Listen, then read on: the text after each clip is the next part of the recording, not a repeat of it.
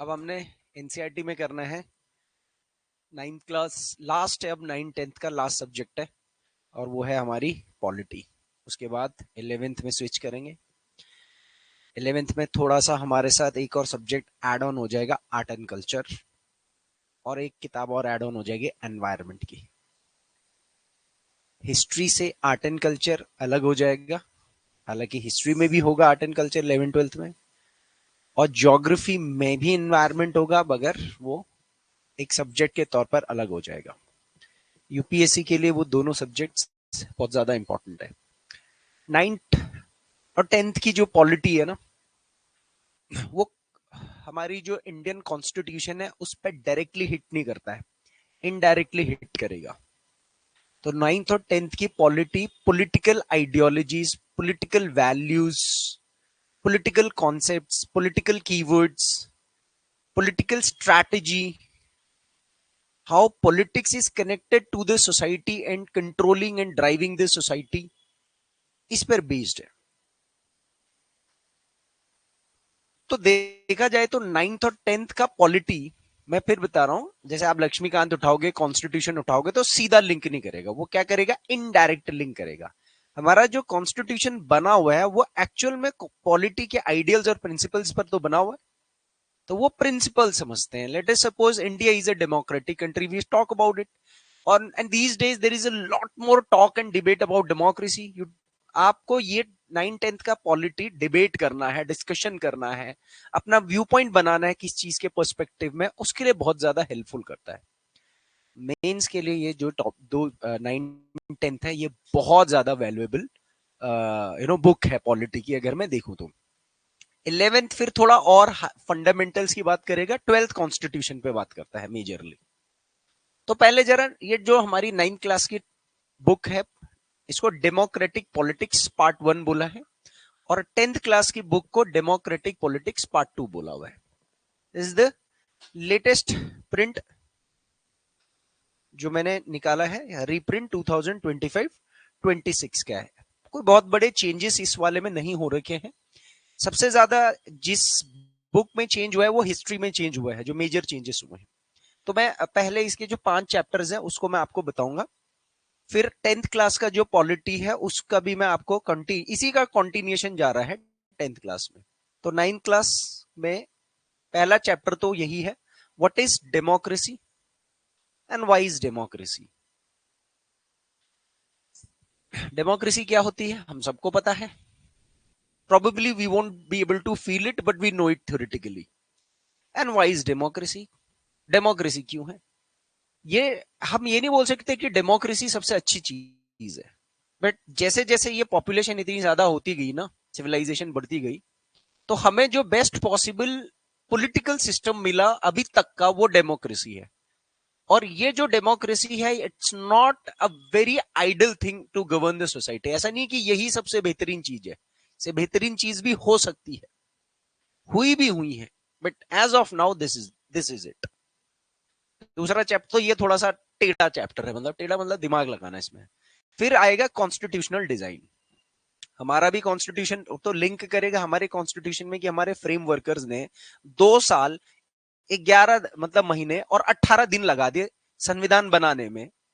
वो constitution frame कैसे होता है, बाकी कंट्रीज ने कैसे फ्रेम किया होगा, क्या आर्किटेक्चर फॉलो कर किया जाता है कॉन्स्टिट्यूशन बनाने को लेकर के, ये सब सीधा सीधे क्वेश्चंस आएंगे।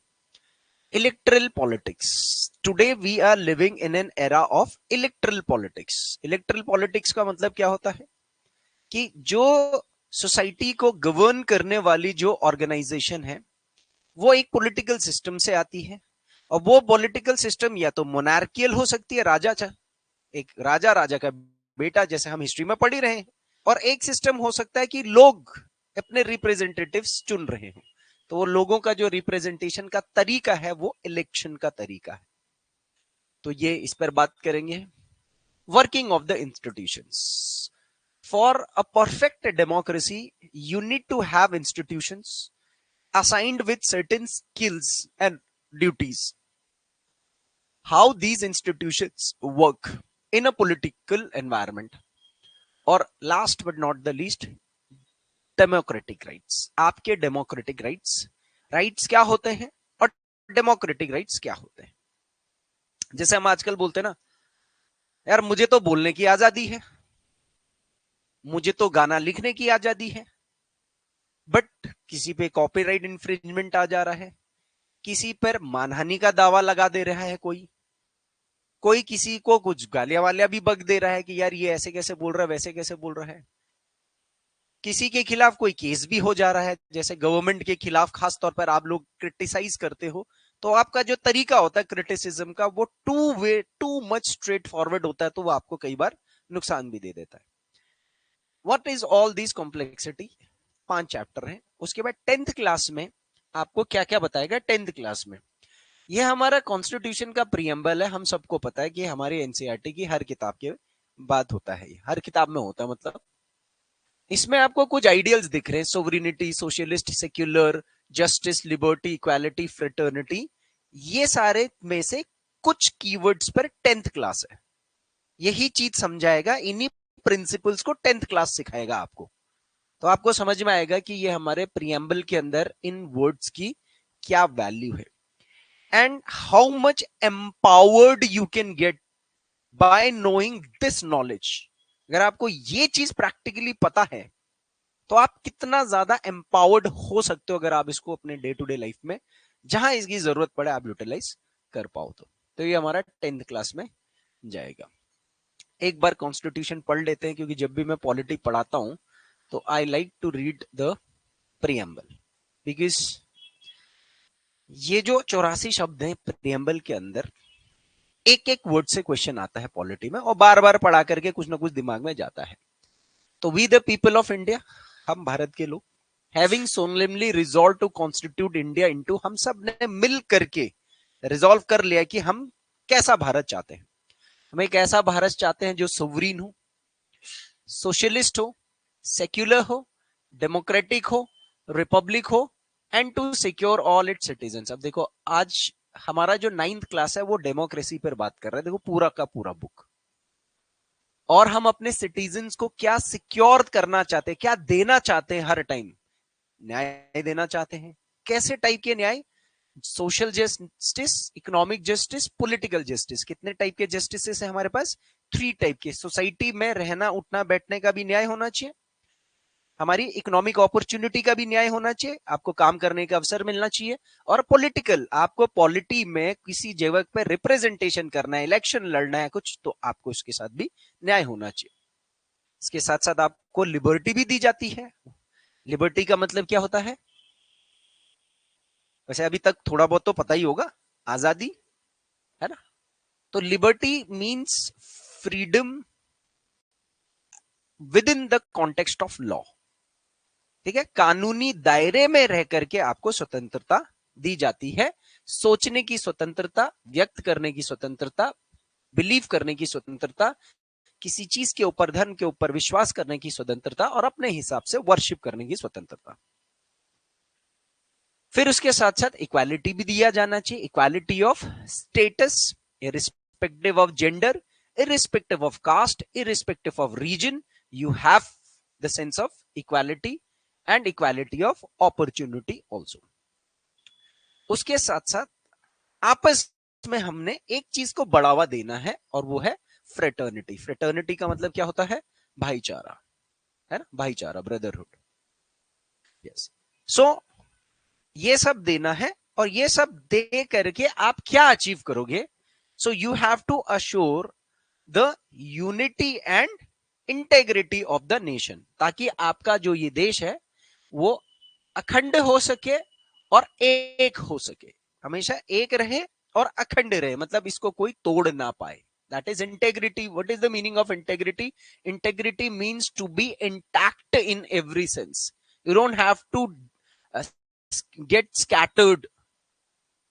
तो हम भारत के लोग ने मिलजुल करके ऐसा देश बनाने की सोची है, और अपने नागरिकों को ये बातें देनी है, नागरिकों को भी आपस में भाईचारा बनाए रखना है, ताकि देश एक और अखंड रहे।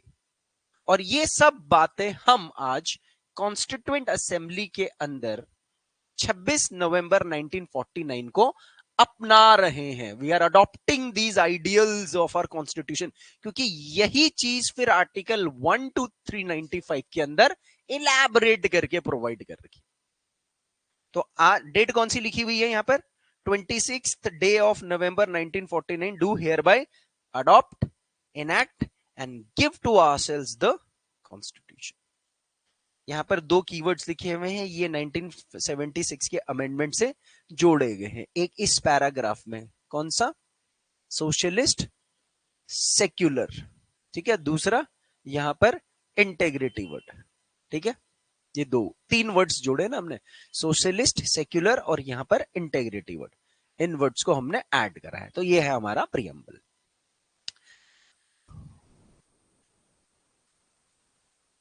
What is democracy? Why is democracy? Do you think democracy is good so far? बताइए, क्या लगता है आपको? हाँ, डेमोक्रेसी अच्छी नहीं है? क्या चाहिए फिर इसकी जगह? ऑटोक्रेसी, डिक्टेटरशिप, वही तो चल रहा है वही तो चल रहा है। So let's see what is democracy, what are its feature. ऐसी क्वेश्चन पूछता है मींस में, what is democracy and what are its salient features.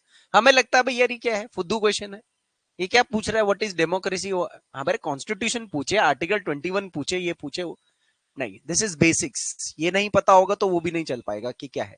So this chapter builds on a simple definition of democracy. तो बोल रहा है बहुत simple है, step by step we work out the meaning of terms involve in this definition. मतलब democracy तक पहुंचने के लिए और भी आपको कुछ शब्दों के बारे में जानना पड़ेगा।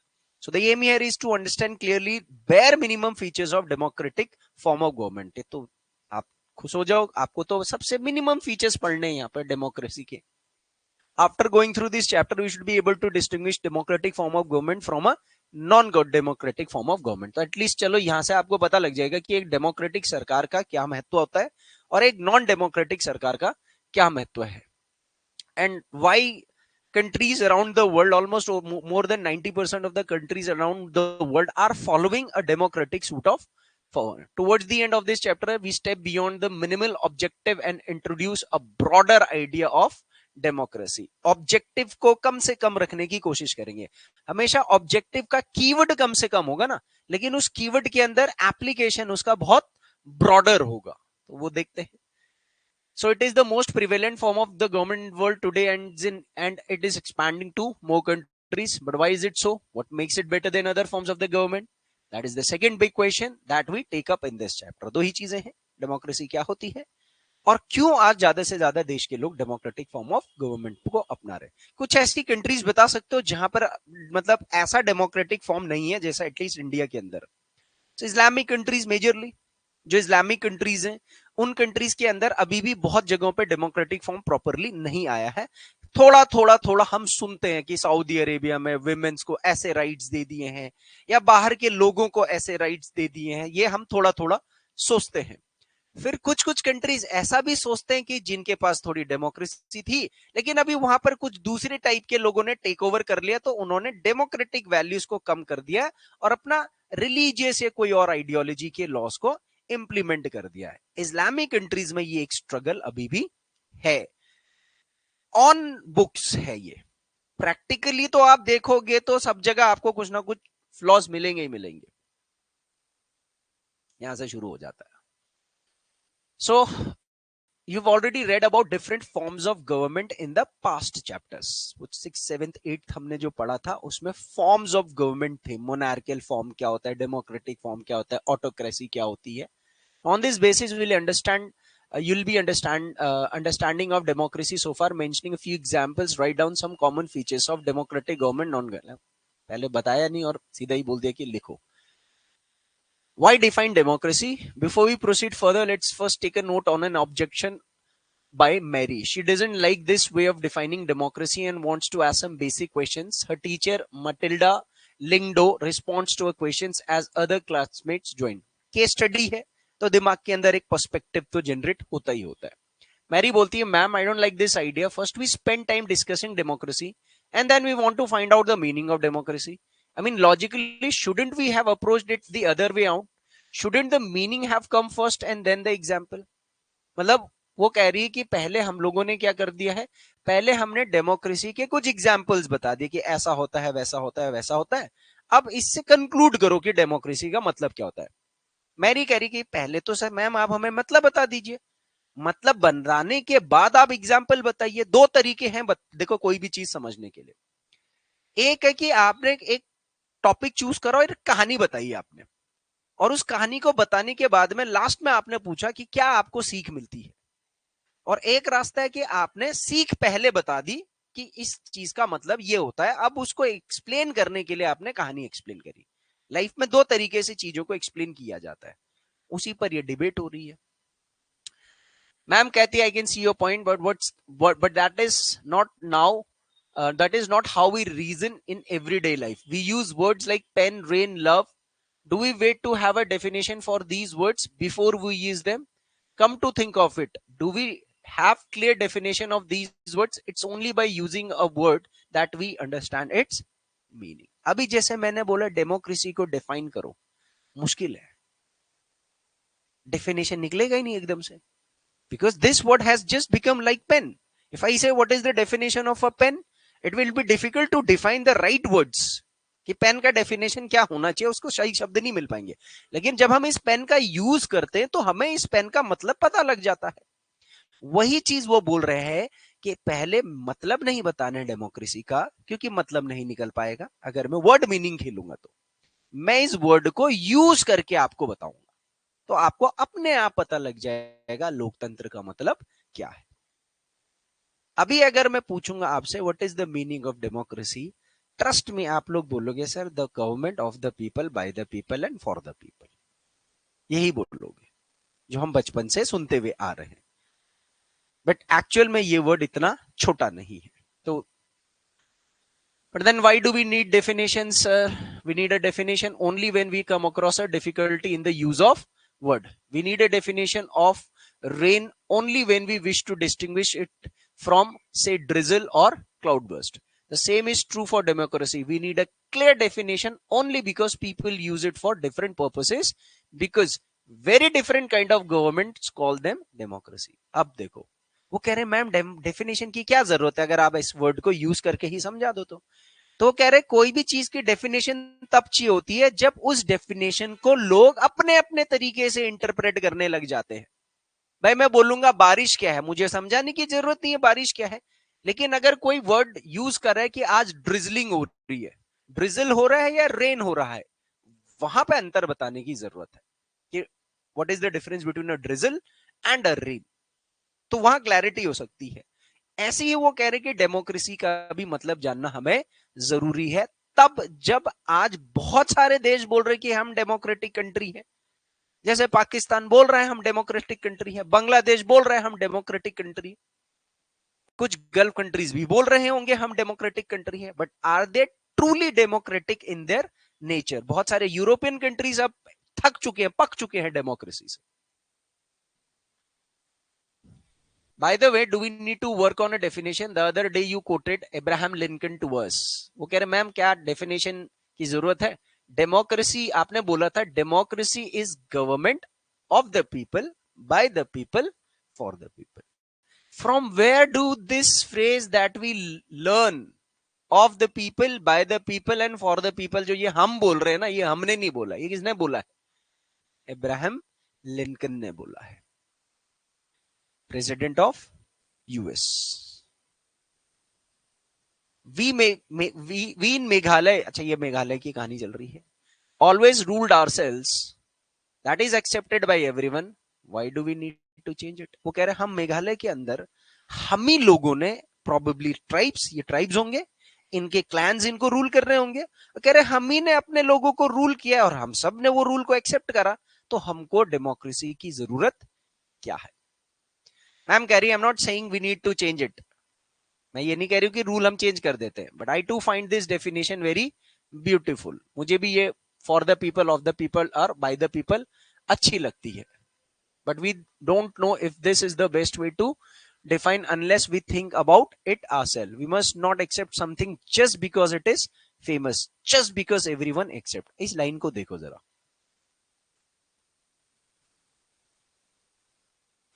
वो पढ़ाई ही क्या पढ़ाई हुई जिस पढ़ाई से आपका एनलाइटमेंट ना हो, है ना।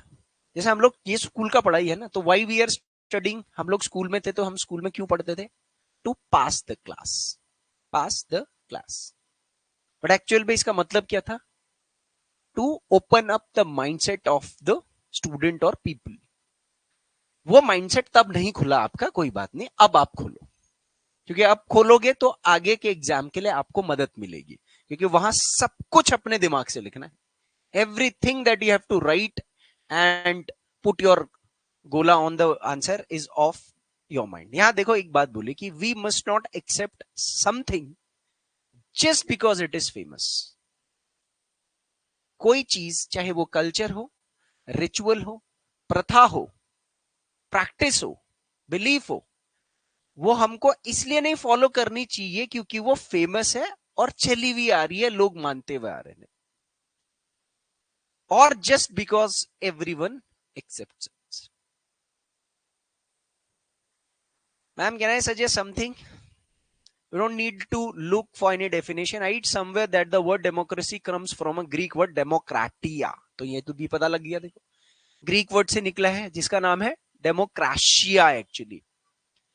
इन Greek demos means people, demo का मतलब क्या होता है? People, and kratia means rule. So what is democracy? पता लग गया।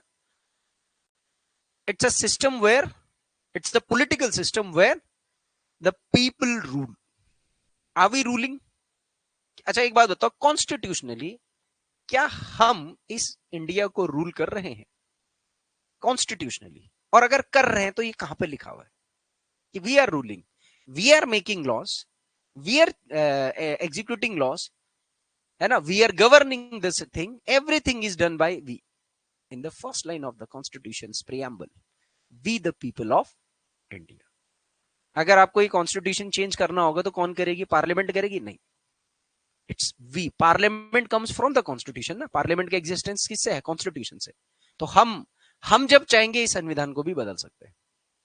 एक रेफरेंडम कराएंगे, जनमत संग्रह करा देंगे, नया संविधान बना देंगे, जैसे नेपाल ने बनाया है। इंग्लैंड में ऐसा नहीं होता है। इंग्लैंड का कॉन्स्टिट्यूशन जो है वो पार्लियामेंट चेंज करती है। Demokratia, demos means people and kratia means rule. So democracy is rule by the people. So this is the correct meaning. फिर इसके बाद मैम डिबेट क्यों करें जहां पर लोग रूल कर रहे हैं? तो फिर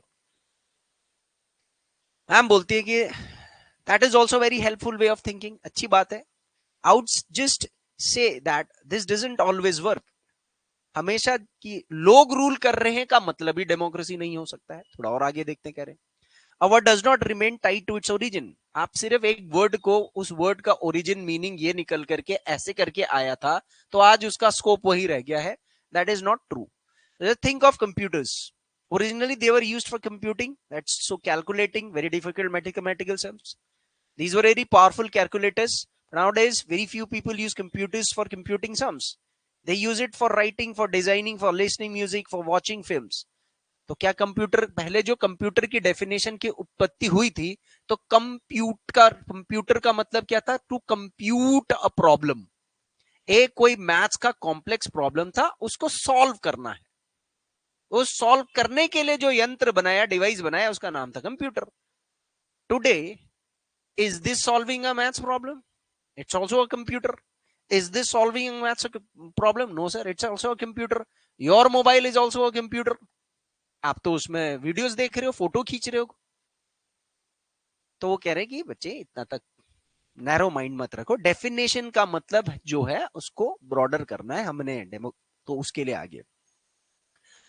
सो Mary ma'am, so basically what you are saying is that, ma'am इसका मतलब कि there is no shortcut to our thinking. बच्चे क्या कर रहे थे? चोर मारी बच रहे थे। मैम वो लिंकन ने बोला था ना, bye the people for the people of the people. खत्म करते हैं ना कहानी को। एक ने बोला मैम हम तो मेघालय में रह रहे हैं और सदियों से हमारे लोग तो हम ही लोग तो आपस में रूल कर रहे हैं, तो डेमोक्रेसी, खत्म कहानी। वो कह रहा मैं, मेरे को याद आ गया, डेमोक्रेसी ग्रीस वर्ड से निकला था। डेमो का मतलब लोग, क्रेशिया का मतलब रूल। बस हो गया, रूल ऑफ द पीपल, खत्म करते हैं ना। मैम ने बोला नहीं बच्चे, कंप्यूटर इतनी सारी चीजें कर रहा है। तो मैरी ने बोला कि समझ गया मैम, आप पूरी बाल की खाल उधेड़ करके ही रहोगे। Because in the education system हम लोगों को सबसे पहले वर्ड मीनिंग्स ही पढ़ाए जाते हैं, है ना, वर्ड मीनिंग्स ही तो कराते हैं ना। बट क्या वर्ड मीनिंग्स स्टार्टिंग में होते हैं चैप्टर के? पहले एक चैप्टर होता है, उसके बारे में पढ़ाया जाता है, लिंक किया जाता है, लास्ट में एक्सट्रैक्ट करता है वर्ड मीनिंग। पहले के टाइम पर पता है कुछ कीवर्ड्स पहले ही बता देता था, वर्ड मीनिंग के कीवर्ड्स पहले पहले होते थे। अब बाद में होता है, या उस पेज में जो वर्ड यूज है उसी का मीनिंग नीचे एक्सट्रैक्ट कर देते हैं। थोड़ी सी अप्रोच तो बदल गई है। तो कह रहे we have to think about its meaning and evolve a definition as per the situation. So you got me right, so let's do it. ये सब नहीं करना है, simple definition. Let's get back to our discussion on similarities and differences among the governments that are called democracies. कुछ government जो अपने आप को डेमोक्रेसीज बोलती हैं उसमें देखते हैं। One simple factor common to all democracies is the government is chosen by the people. हर कोई जो डेमोक्रेसी बोलेगा उसमें एक चीज तय है कि वो डेमोक्रेसी, वहां पर जो सरकार होगी उसको तो लोग ही चुन रहे होंगे। जैसे India is a democratic Republic country, हमारी रिपब्लिक है, ठीक है। और इंग्लैंड की जो डेमोक्रेसी वो कैसी है? मोनार्कियल, मोनार्किकल डेमोक्रेसी हम बोल सकते हैं ना। हाँ, कॉन्स्टिट्यूशनल इज इनहेरेंट, डेमोक्रेसी बोला तो इनहेरेंट हो गई। बट मोनार्की शब्द भी है वहां पर, वहां राजा भी है, हेरिडिटरी राजा है। हमारे यहाँ राजा वाजा कोई नहीं है। तो वो कह रहे हैं कि देखो ठीक है, the government is chosen by the people, but we could thus start with a simple definition: democracy is a form of government in which the rulers are elected by the people. पहली चीज तो यही होगी, elected by the people. This is a useful starting point. This is a definition allows to separate democracy from the forms of government that are clearly not democratic. अब जो बोल भी रहा होगा डेमोक्रेटिक, अब वहां की सरकार में इलेक्टेड रिप्रेजेंटेटिव नहीं होंगे तो इसका मतलब वो डेमोक्रेसी नहीं है। The army rulers of Myanmar were not elected by the people. अभी है म्यांमार में अभी भी आपका डिक्टेटरशिप हो चुका है। सेना का अधिकारी जो है उसने वो आन यूंग सुंग की जो थी वो उस तो प्राइम मिनिस्टर थी तो उसको टेक ओवर कर दिया। So those who happen to be in control of the army became the rulers of the country. अभी जैसे मैं बुर्किना फासो का एग्जांपल यूज करता हूं, वहां का जो प्रेसिडेंट है वो इब्राहिम ट्राओरे, उसने भी क्या कर दिया है? मिलिट्री कूप किया है ना। बहुत सारी अफ्रीकन कंट्रीज में अभी भी मिलिट्री कूप हो रखा है। सो पीपल हैड नो से इन दिस डिसीजन। इसमें लोग, आम लोग कुछ नहीं बोल सकते हैं। डिक्टेटर्स लाइक पिनोशेट, ये कहां का है? चिली का dictator, are not elected by the people. This also applies to monarchies, और यही चीज मोनार्की राजाओं पर भी लागू होती है। किंग्स ऑफ सऊदी अरेबिया, अभी वो सलमान वलमान जो भी चल रहे हैं, वो उनकी लिंक चल रही है, वो सारे के सारे जनता ने थोड़ी उनको इलेक्ट करा है, उनकी वंशज रूल कर रही थी तो उनको भी मौका मिल गया है। और वहां अभी भी आप देख लो, लोगों के पास इतनी आवाज नहीं है कि बड़ा आंदोलन खड़ा कर दे डेमोक्रेसी का, है ही नहीं वहां पर। देखो अभी तो कुछ माइंडसेट में सप्रेशंस है ना अभी भी वहां उस जैसे कंट्रीज के अंदर, because the people have chosen to do so, but because they happen to be born into the royal family. जैसे कई लोग यहां पर उत्तराखंड में भी वो एक दो नेता नूता लोग अभी ना, एमएलए एमपी वगैरह, थोड़ा सा बदमाशी भी कर देते हैं।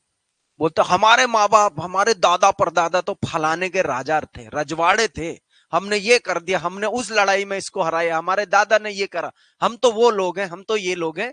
और यहाँ पर क्या कर रहे होंगे? गुंडागर्दी, कहीं पर फायरिंग कर दे रहे होंगे, कहीं पर कुछ दारू शराब में कुछ कर दे रहे होंगे, चीप चीप एक्टिविटीज कर रहे होंगे। राजा महाराजा ऐसे थोड़ी करते थे, इतने भी मतलब ना।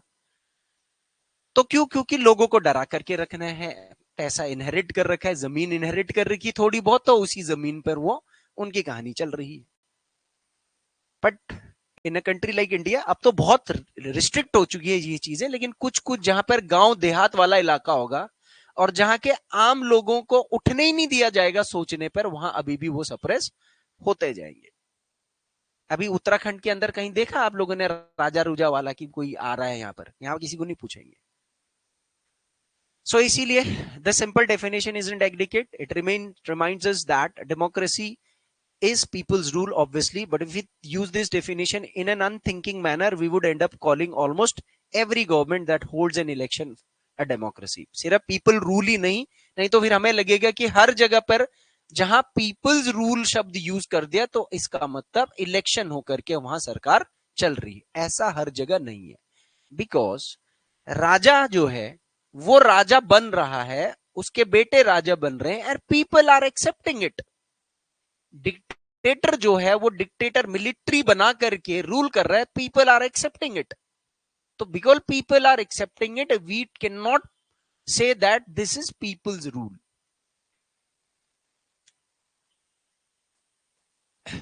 That would be very misleading, ये मिसलीडिंग हो जाएगा। So as far as we shall find in chapter 3, अभी चैप्टर 3 में पता लग जाएगा, every government in contemporary world wants to be called a democracy.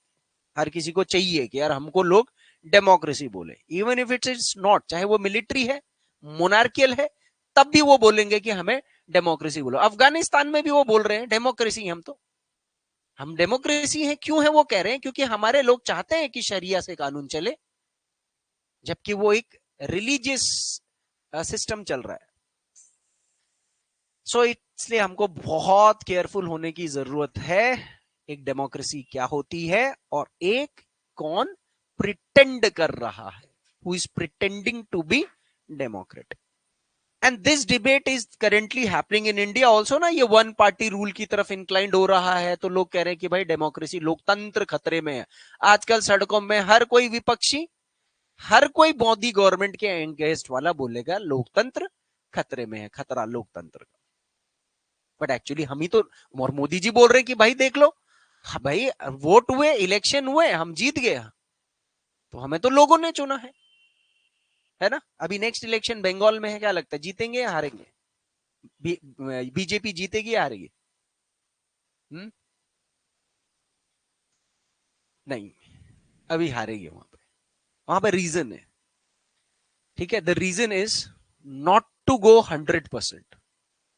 अगर if you go 100%, everything will open up, ठीक है। वो जो 90% या 80% स्टेट्स जीतने के लिए जो आप कर रहे होंगे, अगर आप 100 कर दोगे तो फिर चीजें पूरी खुल जाएंगी सामने। तो कुछ जगह पर हारना भी पड़ेगा, स्ट्रैटेजी है। That is why we need to carefully distinguish between a government that is a democracy, ठीक है। सो एक एक करके देखते हैं। Rebiang went back home and collected some more famous quotations of democracy. Rebiang को नींद नहीं आई, उन्होंने बोला डेमोक्रेसी के कुछ कोट्स निकालते हैं। कोट्स भी यूज करते हो ना आप आंसर राइटिंग के अंदर। अब ये इब्राहिम लिंकन, अभी आपको पता तो है, for the people by the people, ये अब आप यूज करो इसको कहीं पर, in your essay writing, in your answer writing, wherever you can see. Writing is a skill. मैं आपको 1000 शब्द पढ़ाऊंगा ना, उसमें से 10 वर्ड्स माइंड में याद आएगा कभी, 10 वर्ड्स की। हमारी रीडिंग की जो कंक्लूजन है वो ऐसे निकलती है। This time she didn't mention the names of the people who said she wrote this. She wants you to read this and comment on how good or useful these are. चलो, उसने नाम नहीं बताया, बट फिर भी क्यों नाम नहीं बताया एनसीईआरटी में सबके कोट्स के? क्योंकि फिर बच्चा रट्टा मारने लग जाएगा, ये इसने बोला, वो उसने बोला, ये इसने बोला। नहीं, you have to give it slowly and steadily. Democracy gives every man the right to be his own oppressor. इसका मतलब क्या होगा?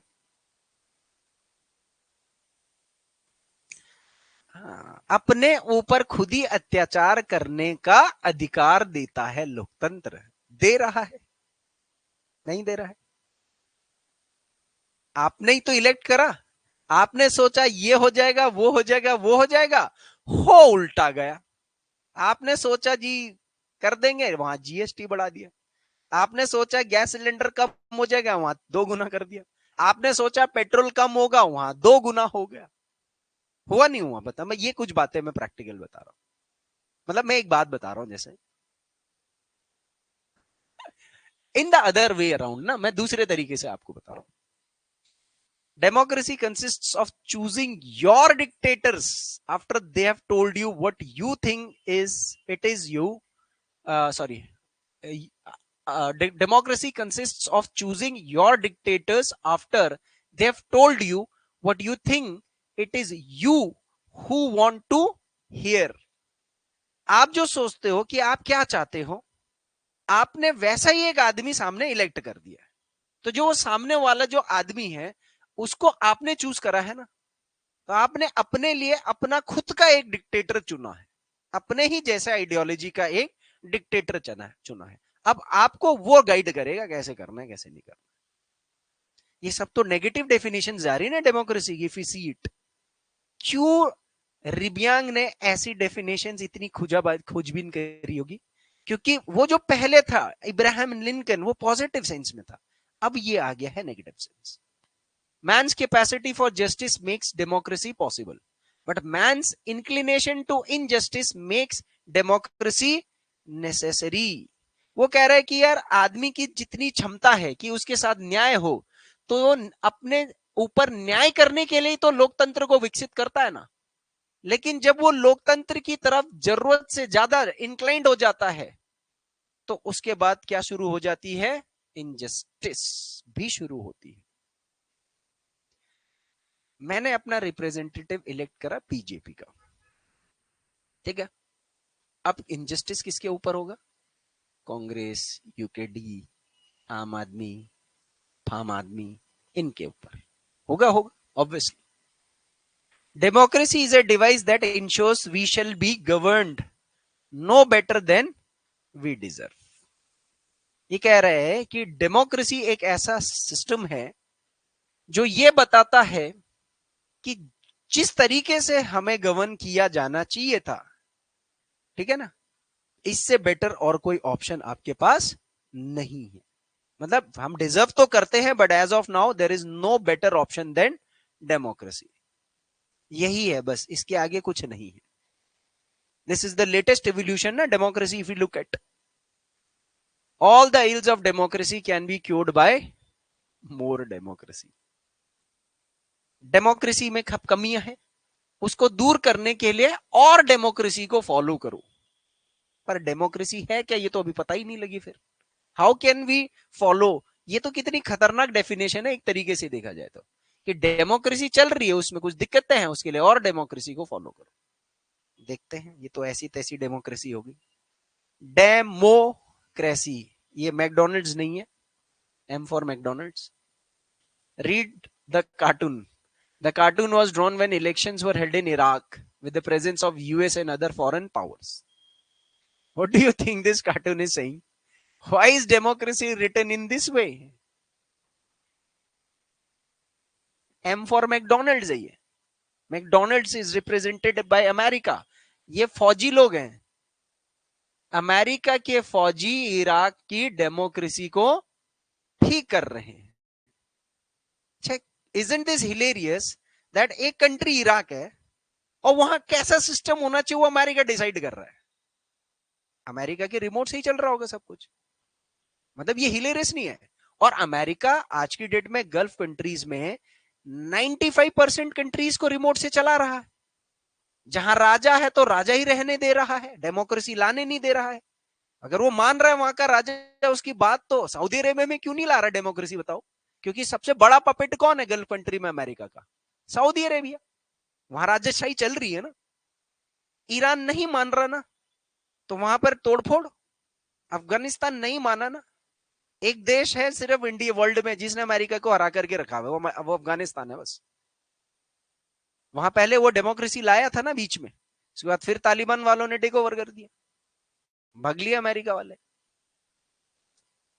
Why should America decide that a form of democracy would be there in all the countries around the world? America क्यों decide करे भाई? वहां के उनके खुद की हालत बुरी हो रखी है। पावर। तो cartoon picture speaks 1000 words.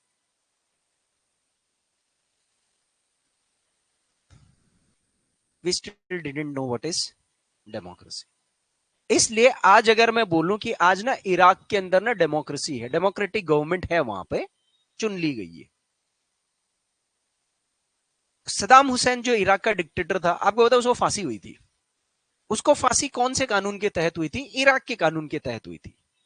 But वो कानून कौन ड्राइव चला रहा था, कौन करा रहा था? फांसी पूरी अमेरिका करवा रही थी। अमेरिका ने देखो सदाम हुसैन को मारा नहीं, गोली। उसने क्या करा? उसने रिबेल, विद्रोह पैदा करवा दिया इराक के अंदर, डिक्टेटरशिप अगेंस्ट डेमोक्रेसी कर दिया। उसमें डेमोक्रेसी का विरोधी बता दिया सद्दाम हुसैन को, जितने लोगों को मारा होगा उसके खिलाफ फांसी दे दी उसको।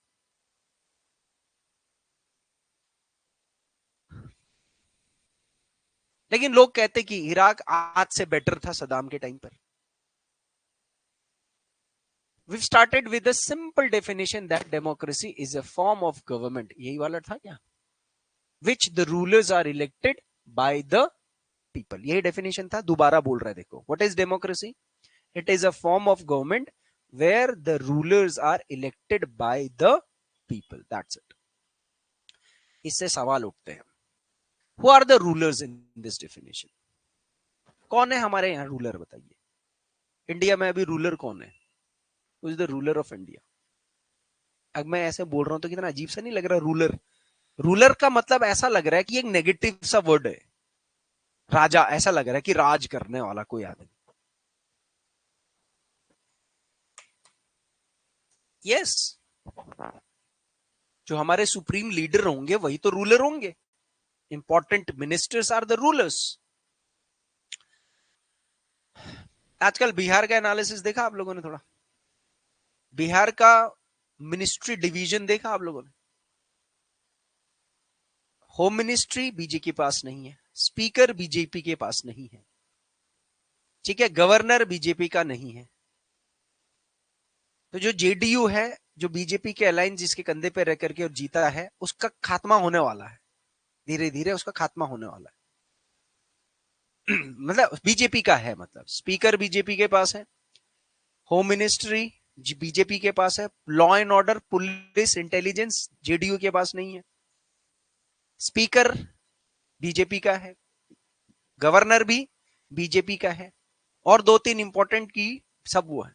तो वहां पर जो जेडीयू है, जो सबसे ज्यादा वोट्स लेकर के जीती है, उसका बैंड बजने वाला है। यही तो रूलिंग रूल होता है, स्ट्रैटेजी यही तो चलती है। So which officials must be elected for any government to be called a democracy? Which decision may be taken by non-elected officials in a democracy? Ruler कौन है सर? कौन ऑफिशियल्स, इलेक्टेड ऑफिशियल्स, और कौन non elected officials? अब मैं बोलूं, आप बोलोगे सर रूलर तो आज की डेट में मोदी जी हैं, अमित शाह जी हैं, बिकॉज इनको तो हमने इलेक्ट करा है, योगी जी हैं। बट कुछ ऐसे भी हो सकते हैं, Ambanis and Adanis, Ajit Doval and all, जो इलेक्टेड नहीं है, but they must be there in the key decision making of the country. What kind of election constitutes a democratic election? Election भी कई तरीके के होता है, इसका मतलब what condition must be fulfilled for an election to be considered democratic? अभी SIR SIR वो चल रहा है ना सब जगह पर। What is that? Voter filtration exercise. एक कहने के लिए एक बहुत सिंपल सा स्टेप है, हर सरकारें करती है।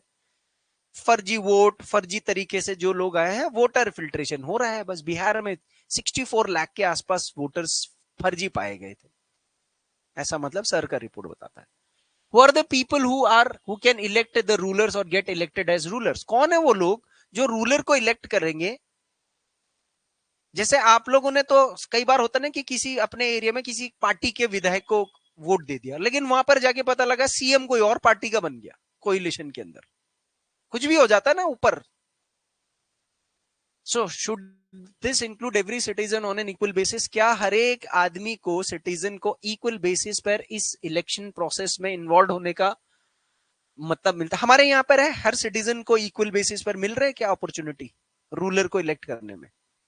कैसे कह सकते हो? How we can say that every citizen is getting equal opportunity in electing its representatives?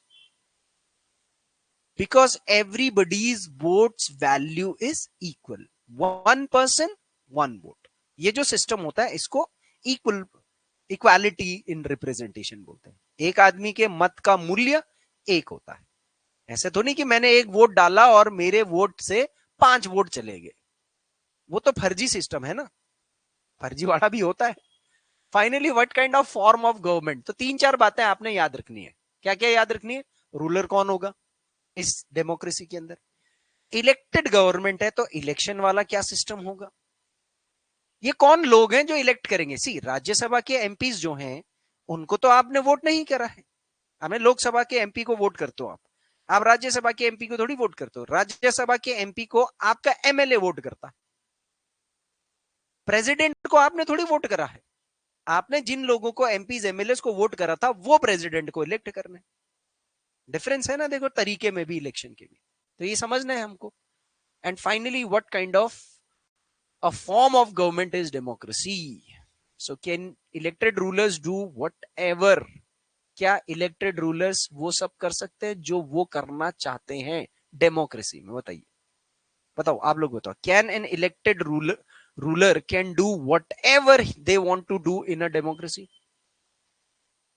Practically yes, theoretically no, because they will have to do it on the basis of the needs of the people that they have been elected from. जिन लोगों ने उनको चुना है उनकी aspirations के माध्यम से ही तो करना पड़ेगा ना, बाकी तो प्रैक्टिकली तो कितने परसेंट लोगों को इंडिया के अंदर वोटर सेंस होता होगा? जैसे थोड़ा सा एनालाइज कर लें, एज ग्रुप के हिसाब से भी आप डिवाइड कर सकते हो, पता है आप इसको, 18 से लेकर के लगभग 25 साल तक की उम्र के बीच में प्रोबेबली 90 मतलब 95% लोगों को सेंस नहीं हो कि वोट कैसे करते हैं, सेंस ऑफ वोटिंग नहीं है। 95% होगा या उससे ज्यादा भी हो सकता है, तो मैं रिपोर्ट्स और उसके हिसाब से बता रहा हूं। 25 से लेकर के 40 तक की एज ग्रुप वालों को लगभग लगभग 70% 80% लोग, उनको सेंस नहीं होता है उनको भी वोट करने का। 70 to 80%, 30% इसलिए क्योंकि खर्चा, कई चीजें होती ना इकोनॉमिक लाइफ में होता है, उस टाइम पर एग्रेशन में होता है, तो कई लोग समझ जाते हैं कि क्या चल रहा है क्या नहीं चल रहा। एंड 60 के ऊपर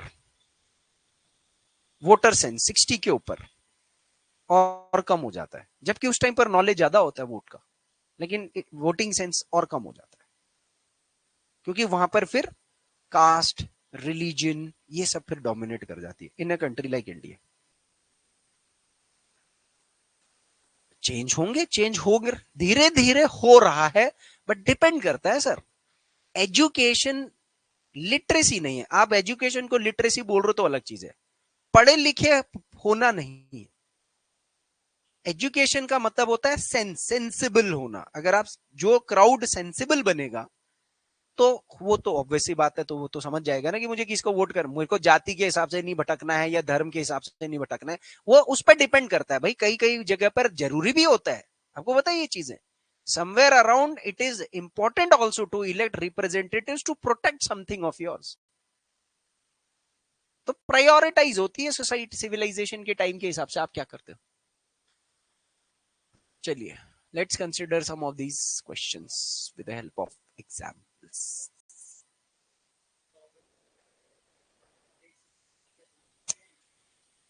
सर जो रूलर्स हैं दे आर सेंसिबल पीपल, जो इलेक्टेड लोग हैं they are very sensible people, because they are sensible, they know the importance of power. आपको पता है पावर का इंपॉर्टेंस पता है ना उनको, तभी तो वो उस पावरफुल सिस्टम के अंदर रहना चाहते हैं और जीना चाहते हैं पावर को। वो पावर में इसलिए नहीं है कि वो लोगों के लिए बहुत कुछ करते हुए चलते रहेंगे, वो पावर में इसलिए है क्योंकि वो अपने लिए कुछ करना चाहते हैं, अपने सिस्टम में रहना चाहते हैं। हर कोई पावर में रहना चाहेगा, क्योंकि जब आपको पावर की पता लग पाएगी तो आपको लगेगा कि यार इसके बाहर तो मैं रह नहीं सकता। तो they are senseful because they know how to drive their life. उनको पता है कि अपना जिंदगी कैसे चलाना है, तो सेंसलेस सेंसफुल तो है ना। और वो जो वोटर है वो हर कोई वोटर सेंसफुल सेंस में होगा नहीं, क्योंकि उसको तो कुछ भी बोल करके वोट लेकर के आदमी ऊपर पावर में चला जाता है ना। अच्छा एक बात होता है, सबसे कॉमन चीज क्या है इंडिया के अंदर वोट लेने का? दारू मुर्गा। सबसे कॉमन यही है, हर जगह है सबसे कॉमन चीज। अब बताओ, जो दारू मुर्गा पचा के वोट दे रहा है, सेंसिबली, बड़ी ईमानदारी से देता भी है, मैंने बताया ना 80% लोग दारू मुर्गा खा करके वोट करते भी है। अब बताओ कहां से वो सेंसफुल हुआ? वो तो सेंसलेस ही हुआ ना एक तरीके से।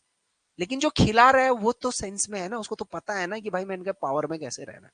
तो ऊपर बैठे हुए सारे लोग तितर है, तभी वो वहां बैठे हुए। उनमें से आप ये बोल सकते हो कि कुछ जनता की भलाई के लिए भी कर रहे होंगे अपने साथ साथ, कोई जनता की भलाई के लिए नहीं कर रहा होगा obviously. Major decisions by elected leaders. थोड़ा सा कुछ डिसीजंस देखते हैं और आपको पता लग जाएगा कि कौन रूल करता है, कैसे टाइप का डेमोक्रेसी है, कैसे टाइप के इलेक्शंस हुए, कैसी फॉर्म ऑफ गवर्नमेंट है। तो जरा अपने पड़ोसी देश पाकिस्तान के बारे में देखते हैं जरा। देखो, आपको क्या लगता है पाकिस्तान के आजकल बुरे हाल हो रखे ना? तो पाकिस्तान के बुरे हाल होंगे तो हमारे मजे हैं। वो पड़ोसी के घर दुख तकलीफ होती है, लड़ाई झगड़ा होता है, गाली गलौज होती है, हमको मजा आता है ना सुनने में। तो मार इसको, मार अपने बाप को, मार अपनी बीवी को, मार अपने पति को, रहता है पड़ोसियों का। बट जब तक पड़ोस में सुख शांति समृद्धि नहीं होगी, आपके यहां पर भी उस सुख शांति समृद्धि उस रेशियो से नहीं होगी जिस रेशियो से हो सकती है नेबरहुड के कॉन्सेप्ट के हिसाब से। It's a concept. तो अपने पाकिस्तान का एक जनरल था परवेज मुशर्रफ, उसके बारे में आपने सुना भी होगा। He led a military coup on October 1999। उसने सत्ता तत्ता पलट करा, प्रेसिडेंट बना, और उसके बाद कारगिल का युद्ध हुआ भारत के साथ। सोचो उस आदमी के अंदर कितना जहर रहा होगा। जब तक 90 से पहले परवेज मुशर्रफ उसकी ये नवाज शरीफ की सरकार थी, तो नवाज शरीफ और अटल बिहारी वाजपेयी इनके लाहौर बस यात्रा, ट्रेन यात्रा, ये सब चल रही थी, बढ़िया बढ़िया चीजें चल रही थी और हो भी रहा था एक्चुअल में। ये आदमी अंदर ही अंदर फूक रहा था कहीं ना कहीं पर। इसने मिलिट्री कू कर दिया और एक प्रॉक्सी वॉर स्टार्ट कर दिया। प्रॉक्सी वॉर समझते हो ना? एक एक इनडायरेक्ट वॉर, दूसरे के कंधे पर बंदूक रख करके भारत के साथ युद्ध करा दिया। So he overthrew a democratically elected government and declared himself as the chief executive of the country. And later he changed his designation to president in 2002 and held a referendum in the country that granted him a 5-year extension. ये आदमी देखो क्या कर रहा है, उनका संविधान बना हुआ है, इलेक्शन हो रहे हैं, पीएम चुना जा रहा है। इसने क्या कर रहा, मिलिट्री से तख्ता पलट कर दिया, परवेज मुशर्रफ के खिलाफ कोई करप्शन का केस वेस वो करवा दिया सुप्रीम कोर्ट में। उसको कुछ हो नहीं रहा था, तो इसने बोला कि भैया इसको, ये सरकार बेकार है, ये लीडर बेकार है, तो हम फौज है जो देश को बचा सकती है, आ गया, गद्दी पर आ गया। आकर के उसने अपने आप को प्रेसिडेंट भी घोषित कर दिया और उसके बाद जनता के अंदर एक फिक्टिशियस रेफरेंडम भी करवा दिया कि साहब आप अगले 5 साल तक आप प्रेसिडेंट बने रहो, यहां कोई जनरल इलेक्शंस नहीं होंगे, कोई पार्टी नहीं, कुछ नहीं। और जो फालतू वालतू के ये जो अपोजिशन लीडर वीडर होंगे, इनके खिलाफ कोई ना कोई करप्शन का मामला उठा करके जेल में डालो, क्योंकि मिलिट्री तो आपके पास है ना। Pakistani media, human rights organisations and democratic activists said that the referendum was based on, ये किस पर बेस्ड होगा अभी इस कार्टून को भी पढ़ेंगे। The referendum was based on the rulers के हिसाब से, जो रूल कर रहे थे उन्हीं के हिसाब से रेफरेंडम हुआ ना। और रूल भी कौन कर रहे थे? वो फौजी अधिकारी सारे। They can not take the final decision, ruler खुद, जो क्योंकि रेफरेंडम कराया रूलर ने, भाई रूलर रेफरेंडम करा ही नहीं सकता। उसने बोला कि उन्होंने बोला कि power to take final decision rest with the army officials and with general Musharraf and none of them were elected by people. कि हम राज करेंगे, मैं प्रेसिडेंट, अगले 5 साल तक भी मैं प्रेसिडेंट। ये डिसीजन किसने लिया? मुशर्रफ और उसकी फौज के जो अधिकारी थे उन्होंने, और उनमें से कोई भी इलेक्टेड नहीं था। ये चीज पाकिस्तान के सोशल वर्क एक्टिविस्ट्स, डेमोक्रेसी के प्रोपाउंडर्स, उन लोगों ने इस चीज का विरोध किया होगा ऑब्वियसली। थोड़ा सा यहां पर देखते हैं सीरिया। सीरिया देश सुना है आप लोगों ने? आपको पता है वहां पर क्या हुआ था? एक डेमोक्रेटिक गवर्नमेंट थी, असद। अमेरिका को फिर दिक्कत थी, बगदादी वगदादी वगैरह ऐसे करके ना कोई एक आईएसआई ऑर्गेनाइजेशन टाइप का रिबेल ऑर्गेनाइजेशन डेवलप करा दिया। बोल दिया कि सीरिया तुम्हारे पास केमिकल वेपन है। क्या है? Chemical weapon. और असद की सरकार रिबेल्स के खिलाफ केमिकल वेपन्स चला रही है। क्या चला रही है? केमिकल वेपन्स चला रही है। जो भी सीरिया की डेमोक्रेटिक गवर्नमेंट है, ये बोलते हैं कि तुम लोग केमिकल वेपन चला रहे हो और ये मानव जाति के लिए खतरा है। ऐसा होने लग गया तो अमेरिका ने बोला क्योंकि हम इस पूरी धरती के शुभ चिंतक हैं सबसे बड़े, तो हम इस चीज को होने नहीं देंगे अपनी आंखों के सामने, है ना? तो हम रोकेंगे आपको। हमें कोई रोक सकता है तो रोक ले वाली बात है। बम बुम फोड़ दिए, ये कर दिया वो कर दिया, फलाना ढिमकाना, ये वो सब करके सीरिया खत्म।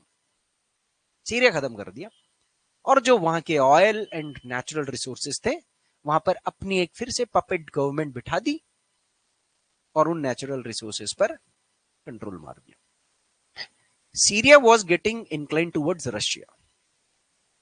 रशिया की तरफ ज्यादा जा रहा था, नॉन अमेरिकन अलाइज की तरफ ज्यादा जा रहा था। अमेरिका ने उसका बैंड बजा दिया। अगर आप एनालाइज करोगे ना post second world war, so the worst country that you will see in political terms is America. दुनिया में कहीं भी तबाही होगी तो वही करेगा, आबादी होगी तो वही करेगा। आप कोई भी गल्फ, कुछ भी आप गल्फ कंट्री पल कंट्री, यहां तो क्यों गल्फ कंट्री इतना वो है? Oil sir. रशिया और अमेरिका पागल है उस ऑयल के लिए। उन दोनों की आपस की लड़ाई के चक्कर में ये लोग फंस गए, खत्म हो गए ये लोग। तो ऐसी सीरिया कंट्री है देखो। No entry before you fill the form and become a member of Al Baath party. Is that clear? कोई एंट्री नहीं। ये डेमोक्रेसी है और ये डिक्टेटरशिप है। सीरिया एक छोटा सा एशियन कंट्री है और वहां की जो पार्टी थी रूलिंग, उसका नाम था bath party. Some of its small allies are the only parties allowed in that country. Do you think this cartoon could apply to China or Mexico also? क्या ऐसा ही कार्टून चाइना मैक्सिको में भी होगा? China में भी democracy ना, peoples Republic of China. मतलब China का नाम ही आप देखोगे ऐसा लगेगा उसी में झूल है सबसे पहले। बट चाइना में एक ही पार्टी है, कम्युनिस्ट पार्टी। वहां कोई और पार्टी है ऑन पेपर्स, उसमें भी है, चुनाव भी लड़ते हैं। नहीं सर, 99% के आसपास कम्युनिस्ट। ऐसा क्या हो गया चाइना के अंदर? और ऐसा क्या हुआ जो इंडिया में नहीं हो पाया? कम्युनिस्ट पार्टी खत्म हो गई इंडिया के अंदर। इजंट दिस इंटरेस्टिंग ना? मैक्सिको में कम्युनिस्ट एक पार्टी बस, इंडिया में भी एक पार्टी होगी आने वाले टाइम में। पहले कांग्रेस थी कई सालों तक, 50-60 साल तक तो कांग्रेस का ही बोलबाला था ना। अब अगले 40-50 साल तक बीजेपी का बोलबाला रहेगा। One party. Do you think this cartoon apply to China? What does the crown of leaves on democracy signify? ये जो क्राउन ऑफ लीव्स है डेमोक्रेसी की, ये क्या बताती है? कि डेमोक्रेसी के है तो उस देश में डेमोक्रेसी देखो है तो एक पार्टी है तो ना, पार्टी है, उसी पार्टी के लोगों को इलेक्शन भी हो रहा है, रूलर भी बन रहे हैं। लेकिन ये कैसा डेमोक्रेसी भाई? एक ही party, only one party. Russia, Vladimir Putin भाई कितने सालों से प्रेसिडेंट है सर? 10 साल में एंटी इनकम्बेंसी आ जाती है आज की डेट में, मॉडर्न टाइम्स में। एंटी इनकम्बेंसी का मतलब क्या होता है? कि सरकार, एक बार सरकार बनती है, दोबारा जब सरकार बनती है तो सरकार के ही विरोध में उनकी कुछ ऐसी आइडियोलॉजी अपने आप डेवलप हो जाती है। सरकार जब काम नहीं करती है तो एंटी इनकम्बेंसी हो जाती है। वहां भाई 25-25-30-30 साल से एक आदमी बैठा हुआ। शी जिनपिंग चाइना, एक आदमी बैठा हुआ। तो मोदी जी ने खुंदक नहीं आएगी कि भाई यहाँ कैसे एक आदमी बैठा हुआ? अमित शाह जी बताओ क्या करना है, ये एक आदमी का वाला सिस्टम कैसे लाए हम? पीछे से सर, पीछे से सर अडानी को खड़ा करो, पैसा चाहिए। मजाक कर रहा हूं, सच्चाई में मैं हकीकत भी बयां कर देता हूं। एक और कार्टून देखते हैं, इसमें पाकिस्तान की बात बाद में करेंगे। कार्टून देखो, ये क्या है? एक कोई आदमी है, उसमें उसके हाथ में बंदूक भी है और उसके खोपड़े में डेमोक्रेसी का कीड़ा भी डाला जा रहा है। Yes, this cartoon was drawn in the context of Latin America. You know, this is Latin America. Latin America is South America and Central America. Mexico, Venezuela, Brazil, Chile, Ecuador, ये सब countries Latin America. Do you think it applies to Pakistan situation as well? Think of other countries where this could apply. Does this happen sometimes in our country as well? हमारे देश में भी ऐसा होता है। हमारे देश में ये मिलिट्री कूप, आप समझे, मिलिट्री कूप है ये। डेमोक्रेसी मिलिट्री के हाथ में आ गई है पूरी। आप समझ रहे हो, रूल मिलिट्री का है, लेकिन नॉर्मल जनता के अंदर बताया जा रहा है कि डेमोक्रेसी ही चल रही है, जबकि Parvez Musharraf, everybody is taking decisions as per them. तो by the people, this happens in many dictatorship monarchies, they formally have an elected parliament. देखो इनके पास होता क्या है कि एक पार्लियामेंट तो चल ही रही होती है, ठीक है, वो पार्लियामेंट में जो एमपी एमपीज वगैरह होंगे वो सब तो इलेक्ट किया ही होगा। किसने इलेक्ट किया होगा? लोगों ने। But the real power is those who are not elected. ऐसी डेमोक्रेसी, ध्यान देना, जहां आपको लगेगा कि आपने जिन रिप्रेजेंटेटिव्स को इलेक्ट करके सबसे बड़ी बड़ी गद्दियों पर भेज दिया है, लॉ मेकिंग इंस्टीट्यूशन पार्लियामेंट में भेज दिया है, मगर असल में वहां पर देश के लिए डिसीजन तो कोई और ले रहा है। तो जो वो कोई और डिसीजन ले रहा है वो डेमोक्रेसी नहीं है। हमने किचन कैबिनेट का कॉन्सेप्ट पॉलिटी में पढ़ा था, आप लोगों ने पॉलिटी नहीं पढ़ा है, बट किचन कैबिनेट का कॉन्सेप्ट एक पॉलिटी में हम पढ़ेंगे। वो किचन कैबिनेट होती है इलेक्टेड मेंबर्स से मिलकर के जो कैबिनेट मिनिस्टर्स बनते हैं, वो सब जो लोगों ने चुने हैं ना।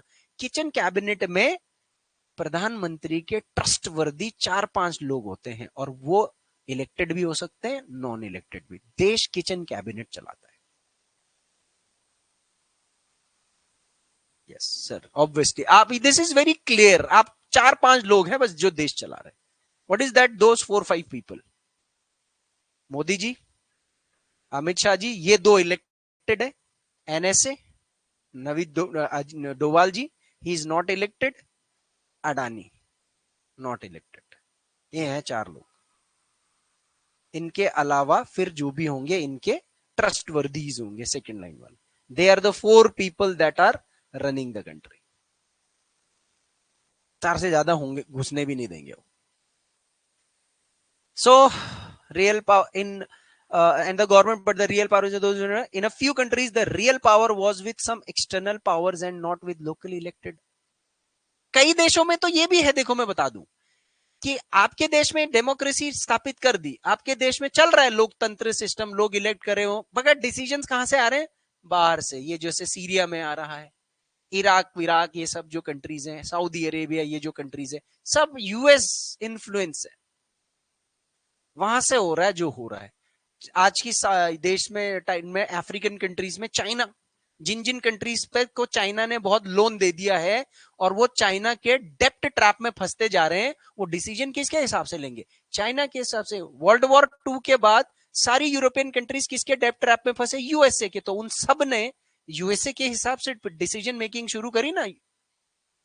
यूएसए वाला ग्रुप ज्वाइन करा जो यूएसए ने बनवाए, जो पॉलिसीज यूएस ने बोला कि यूएन में ये होना चाहिए, वर्ल्ड बैंक में ये होना चाहिए, डब्ल्यूटीओ में चाहिए ना, उन्होंने वो बोला हाँ हाँ होना चाहिए।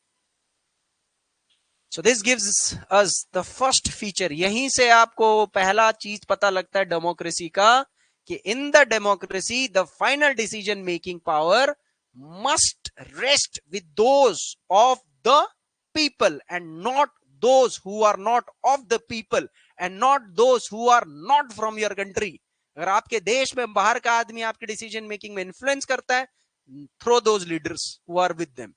अगर आपके देश में आपने ऐसे लीडर्स को इलेक्ट करा जो इलेक्ट तो हो गए, लेकिन वो अपने एरिया में आपके हिसाब से नियम कानून और सुविधाएं नहीं दे रहे हैं, और आपके राज्य में बाहर का राज्य वाला आ करके डिसीजन बना रहे हैं, आपके कंट्री के अंदर कोई दूसरे साइड का आदमी कोई डिसीजन बनाने में इन्फ्लुएंस कर रहा है, sir throw those leaders away, straight away throws those leaders away, so that the next one couldn't do such kind of daring thing. If you are not doing it, this is theory for you.